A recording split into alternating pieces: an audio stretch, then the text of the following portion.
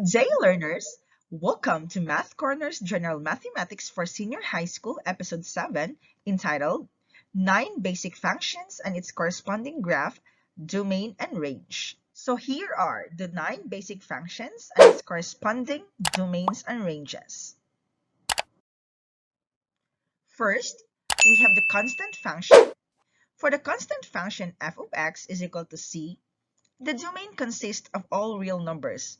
There are no restrictions on the input. The only output value is the constant c, so the range is the set C that contains this single element. In the interval notation, this is written as C and C, the interval that both begins and ends with C. For example, we have here the function f of x is equal to 3. Consider our table of values with -3 up to +3 as the value of our x. Since our domain has no restrictions, therefore we can include any real numbers. So, if the value of our x is -3, that means the value of our output is still +3. So no matter what the value of our input or no matter what the value of our x, that is still results to +3 or our constant. So the domain for this function is the set of all real numbers starting from the positive infinity up to negative infinity. And the range for this function is 3 and 3. That means it begins with 3 and ends with 3. So there is no any other value of our range aside from the constant given. Next, identity function. For the identity function f of x is equal to x, there is no restriction on x. Both the domain and range are set of all real numbers. For example, we have here the function f of x is equal to x. Consider our table of values with -3 up to +3 as the value of our input. Since the domain has no restriction, that means we can include any real numbers.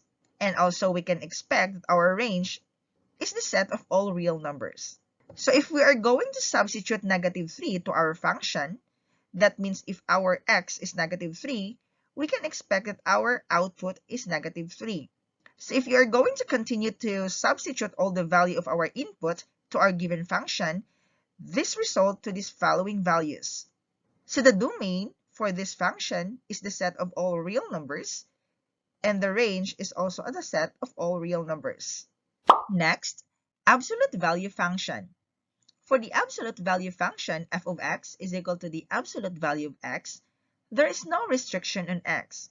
However, because absolute value is defined as a distance from 0, the output can only be greater than or equal to 0. That means our output can only have positive values. For example, given our function f of x is equal to the absolute value of x, consider our table of values. Since our domain has no restriction, that means we can include any real numbers. We can choose any number from the negative group and in positive group. So for example, we will pick -3 up to +3, and then we will substitute -3 to our given function. That means we will substitute -3 to our variable x. That means absolute value of -3 is +3. Now, if we are going to continue substituting these values to our given function, this result to these following values. Now, as you can observe, there is no single element or there is no single values of our output that is negative. So the domain for this function is the set of all real numbers, and the range starts from 0 up to +infinity. Our next function is quadratic function. For the quadratic function f of x is equal to x squared, the domain is all real numbers since the horizontal extent of the graph is the whole real number line. Because the graph does not include any negative values for the range is only non-negative real numbers. That means our range includes only positive numbers or positive real numbers, starting from 0 up to +infinity. For example, given the function f of x is equal to x squared, consider our table of values. Since our domain has no restriction, that means we can include any real numbers. That means we can pick any number from the negative group and in the positive group. So for example, we will choose -3 up to +3. And then we will substitute negative 3 to our given function. That is negative 3 squared is equal to positive 9. So if you are going to continue substituting this one to our given function, this result to these following values. Now, as you can observe, there is no single element or values in the output that is negative. So for the domain is the set of all real numbers, and for the range starts from 0 up to positive infinity. Consider our next function, which is cubic function. For the cubic function f of x is equal to x cubed, the domain is real numbers because the horizontal extent of the graph is the whole real number line. The same applies to the vertical extent of the graph, so the domain and the range include all real numbers. That means there is no restriction for both domain and range. For example, given the function f of x is equal to x cubed, consider our table of values. Since the domain has no restriction, that means we can include any real numbers. We can pick number from the negative group up to positive group. So for example, we will choose negative 3 up to positive 3, and then we will substitute negative 3 to our function, that is negative 3 cubed, which is equal to negative 27. So if you are going to continue substituting these values to our given function, this result to these following values. As you can observe, there are negative and positive outputs. By that, the domain is the set of all real numbers, and the range is also the set of all real numbers. Let us have the next function, the reciprocal function. For the reciprocal function f of x is equal to 1 over x, we cannot divide by 0, so we must exclude 0 from the domain. Further, 1 divided by any value can never be 0, so the range also will not include 0. In set builder notation, we could also write set of x such that x should not be equal to 0, the set of all real numbers that are not 0. For example, given the function f of x is equal to 1 over x, consider our table of values. Since our domain is the union of the sets 0 to negative infinity and 0 to positive infinity, or let's just simply say the set of all real numbers except 0, that means we cannot have 0 as the value of our input.